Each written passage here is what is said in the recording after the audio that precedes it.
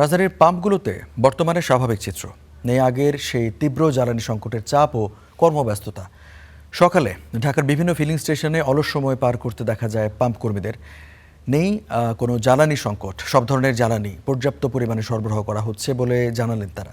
বিগত কয়েক সপ্তাহ ধরেই জ্বালানি সরবরাহ স্বাভাবিক হওয়ায় সাধারণ গ্রাহকদের মাঝেও স্বস্তি বিরাজ করছে।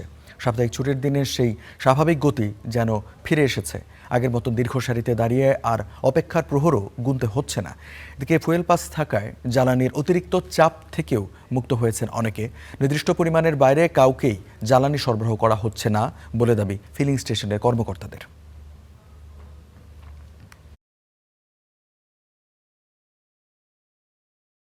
কিছুদিন আগে যেমন দীর্ঘ লাইন ধরে আমরা তেল সিরিয়াল ধরতাম, এখন সেটা ধরতেছি না। অবশ্যই এটা ভালো। ফুয়েল পাসের জন্য আসলে ওই হ্যাসেলটা ফ্রি হয়েছে আগে থেকে, সিরিয়াল নেই। তারপর হচ্ছে আমি মনে করি তেলের দামটা ইনক্রিজ করার কারণেও এই জিনিসটা হয়েছে। তেল পর্যাপ্ত পরিমাণ আছে, এখন আমাদের গাড়ি ঘোড়া খুবই কম দেখা যাচ্ছে। ফুয়েল পাস যেগুলা নাই তাদেরকে বলতেছি যে আপনারা ফুয়েল পাস করে আসেন, আমরা তেল দেবো।